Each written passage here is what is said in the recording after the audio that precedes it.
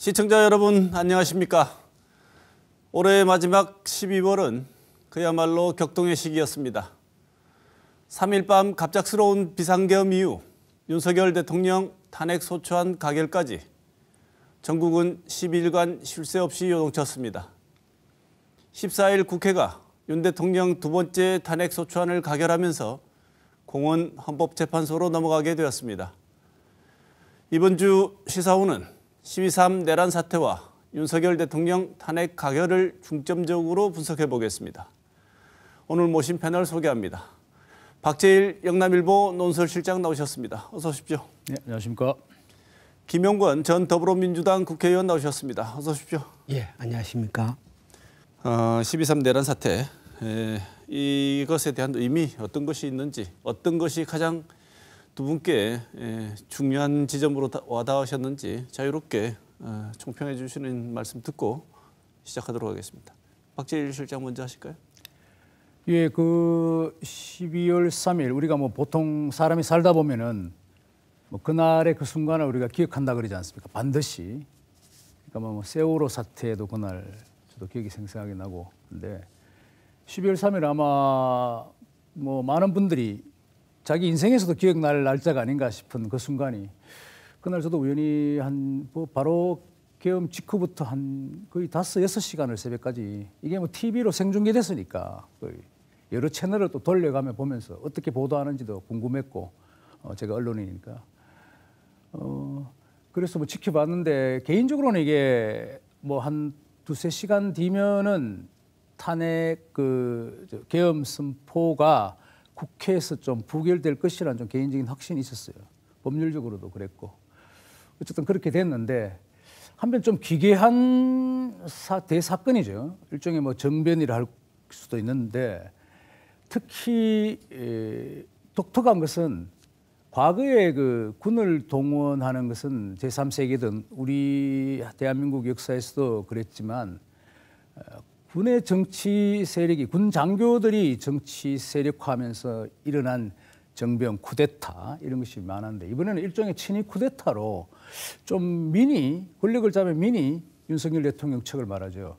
군을 동원한 기괴한 그런 좀 사건이었고, 또 한편으로 보면은 그 군대가 동원된다는 것이 이 시점에서 대한민국에서 과연 가능하냐 하는 회의가 있고, 그건 먼 기억 속으로 가져갔는데, 그것이 바로 현실화됐다는 측면에서 굉장히 좀 충격적이었습니다. 네. 그날 국회로 무장 군인들이 진입하는 장면을 생생하게 봤고, 밤을 꼴딱 새워가면서 한잠도 못 자고 지켜봤는데요.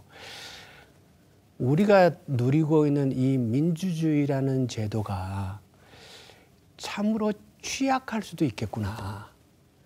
자유라는 것이 공기처럼 늘 주어지는 것이 아닐 수도 있겠구나 라는 생각을 하면서 굉장히 섬뜩함을 많이 느꼈고요.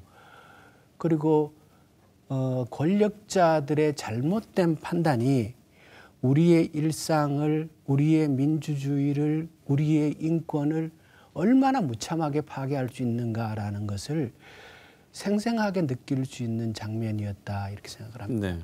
처음 자막이, 비상계엄 선포라는 자막이 노출되자마자 현실적이지 않다, 이 오보나 혹은 초현실적인, 사실 믿을 수가 없는 일 아니겠습니까? 가짜 뉴스라 그랬죠. 네. 저도 그날 저녁에 그 임미애 의원한테 갑작스러운 전화를 받았어요. 네. 계엄이 발동됐다는 거예요. 네. 무슨 얘기냐고, 말도 안 되는 전화로 소리. 먼저, 임미애 의원은 참고로 우리 김용권 전 의원의 부인되시는 분, 예. 현재 국회의원이시고. 예, 뉴스를 검색해 보라는 거예요. 그래서 검색을 딱 해봤더니 비상계엄 발동이라고 보도에 내용도 없는 뉴스 제목만 있는 속보가 뜨더라고요. 그래서 급하게 TV를 켜고 봤는데, 우리 일반 국민들의 상상을 뛰어넘는 행위가 정말 벌어져서는 안 되는 일이 그날 벌어진 거죠. 그래서 아까 세월호 말씀하셨는데, 세월호 배가 침몰되고 그 아이에 수많은 학생들이 들어있는 상태에서 결국 그 수많은 학생들이 그대로 수장되는 장면들을 우리 국민들은 생중계로 며칠에 걸쳐서 봤잖아요. 그 장면을 아마 우리가 숨을 거두는 순간까지 그걸 못 잊을 거예요. 네. 이와 마찬가지로 이번에 그 12.3 비상계엄에 의해서 군대가 우리의 일상을 헌법기관을 침해하는 그 장면은 아마 또 못 잊을 거라고 봐요. 네. 많은 사람들이 당연히 뭐 150명 이상이 모이면 국회에서는 해제할 수 있는 권한이 있는데 해제하지 않았겠느냐라고 얘기를 했는데 박 실장께서도 그렇게 예상을 했다고 말씀을 하셨으니까 그런 과정을 거칠 거라고 예상을 했다고 저는 생각합니다. 그런데 그런 생각하고 있던 분들이 유리창을 깨고 들어오는 공수부대원들을 봤을 때는 생각이 달라졌을 것 같은데 어떤 느낌이 드셨습니까? 그러니까 이제 이 그 쿠데타라는 것은 굉장히 상황적인 정황적인 그 승률에 확신이 좀 있어야 하잖아요. 근데 지나가 와서 그렇지만 윤석열 대통령이나 그쪽도 이 그 무력 동원이 100% 가능할 것이라는 생각이 좀 없었던 것 같아요. 그러니까 뭔가 이건 다 나중에 조사를 해봐야 하겠지만 굉장히 좀 사이클로지한 그러니까 심리적이고 그 어떤 그 감성적인 그런 부분들이 많이 개입돼 있는 것으로 보여졌기 때문에 제 눈에는 이것이 좀 성공하기 힘들고 특히 군대라는 것이 군도 어떤 측면에서 동원이 되는 사람의 입장에 보면은 정치적인 연장선상에서 감정적인 아니면 정치적 정서가 좀 동질화되어 있을 때 이것이 가능한 것이지 전혀 가능하지도 않는 사람들을 거기 내보내서 어린애 같은 애들을 내보내서 이게 지금 뭐 과거처럼 계엄을 해서 그게 침투가 될까 하는 의심이 굉장히 드는 것이죠.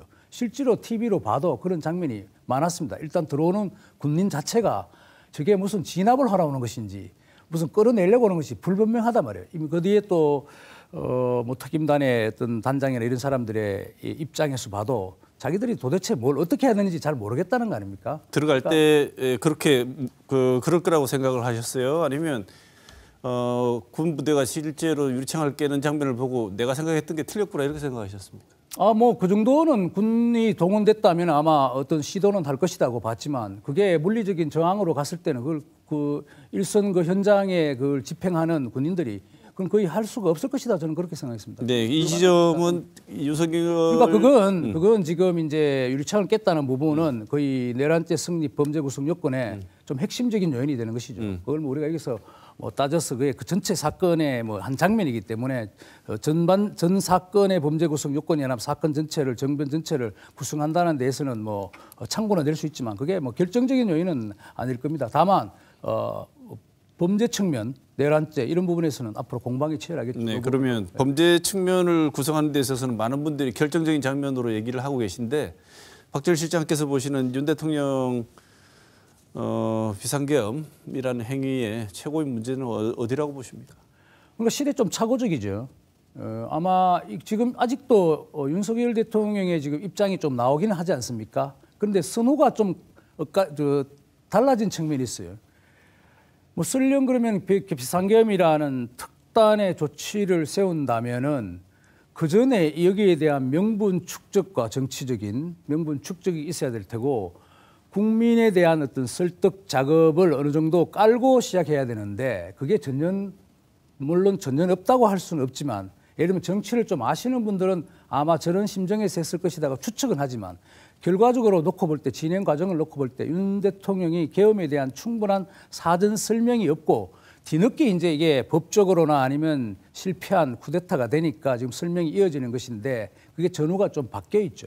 그래서 그런 측면에서 본다면은 좀 굉장히 미스테리한 정변이었다, 쿠데타였다, 군을 동원했다 이렇게 보여집니다. 그 정도의 헌법에서 정하고 있는 범위도 네. 설득의 범주라면은 그게 쉽게 동의가 될까 이런 생각이 드는데 김 의원은 어떻게 보십니까? 그러니까 우리 헌법에 대통령에게 비상조치권이 분명히 주어져 있습니다. 그런데 그 조치권이 전시, 내란에 한정돼 있죠. 그러니까 전쟁이 터지거나 내란이 벌어서 완전히 소요가 돼서 통제가 불가능한 상태가 되거나 이때에 비상조치권을 발동할 수 있도록 되어 있는데 일단 이번 비상계엄은 이 상황에 전혀 부합하지 않다라는 점이 첫째 문제죠. 그리고 그다음에 비상조치권을 발동한다 하더라도 국무회의의 심의를 거치도록 분명히 헌법에 못 박아놨습니다. 대통령이 혼자 판단해서 할 수 없도록 해놓은 거죠. 그런데 국무총리가 국회에 나와서 인정했듯이 국무회의가 성립되었다고 볼 수 없다라고 국무총리가 얘기했거든요. 그러면 상황도 맞지 않았고 심의 과정도 거치지 않았고 그래서 이번 비상계엄 조치는 조치 자체가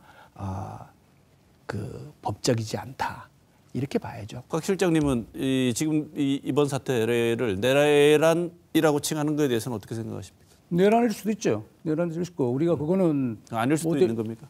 아닐 수도 있죠. 이게 처음에는 내란으로 본 사람들도 어떤 경우는 내란이 아닐 수도 있다고 지금 주장하는 사람이 있잖아요. 네. 아니 정치적으로 대한민국 자유민주주의 국가에서 그걸 내란죄가 아니라고 주장하는 사람이 있다는 데 대해서 어떻게 그거를 우리가 전체주의적으로 그게 다들 아니다고 이야기할 수 있고 그건 말이 안 되는 이야기고요. 어쨌든 그러나 분명한 것은 지금 어처구니 없는 이야기고 사실 이게 내란이라는 말씀 하시는 건데 왜 그런 또 좀 이렇게 그 오해 아닌 피차 간의 갈등이 있어지느냐 하는 부분은 우리가 흔히 내란이라는 것이 굉장히 어떤 그 일상 용어에서 쓸 때는 굉장히 과격한 용어입니다. 엄청나게. 일반 국민들은 아마 그렇게 받아들일 수 있을 거예요. 그런데 사실 이게 법적으로 본다면 또 간단한 문제예요. 법적으로는 범죄 구성 요건이 거의 이런 말씀을 제가 미리 예단해서 말씀하기는 어렵지만 법률가들은 변호사들은 이게 거의 뭐 근접한다는 얘기 아니에요. 그러니까 국민이 받아들인 그 윤석열 대통령을 지지한다든가 아니든 간에 그런 일종의 그런 부분들이 정치적 신념으로 받아들이는 것과 법적으로 받아들인 부분은 좀 다르다는 측면을 제가 좀 말씀드리겠습니다. 그러니까 그걸 강요하기는 어렵죠. 그 국민 자체의 생각이 그게 내란 우리가 상식 용어에서 쓸 때 보면은 대통령이 어떻게 내란을 행할 수 있냐 너무 어처구니 없는 일이니까 그렇게 생각할 수는 있잖아요. 그것까지 우리가 그 사고방식을 그 두뇌 속에 그걸 우리가 작동회로에 들어가서 그걸 다 바꿀 수는 없죠. 법적으로 나중에 가면은 사실 냉혹한 처벌이 뒤따를 수밖에 없다는 건 제가 말씀드리고 싶어요. 왜냐하면 한국과의 민주성을 폭력적인 무력으로 진압하는 부분에 대해서 그것이 만약에 범죄적인 우리 헌법과 법률에 위배되는 것들이 있다면은 이거는 선처의 대상은 아니에요. 굉장히 가혹한 처벌이 따를 것이고 과거의 잘못에 대한 징벌적 요소와 함께 미래에 차단하는 성격의 처벌이 있기 때문에 네. 그것은 우리가 생각하는 이상으로 가혹할 것이다 하는 그 점은 제가 분명히 해두고 싶어요. 알겠습니다. 법적인 헌법에 규정한 내란에 거의 완벽하게 일치합니다. 일치하고 지금 이게 왜 내란이냐라고 묻는 거는 마치 우리가 손에 사과를 들고 이게 왜 사과냐라고 얘기하는 것과 거의 흡사하다는 거죠. 네.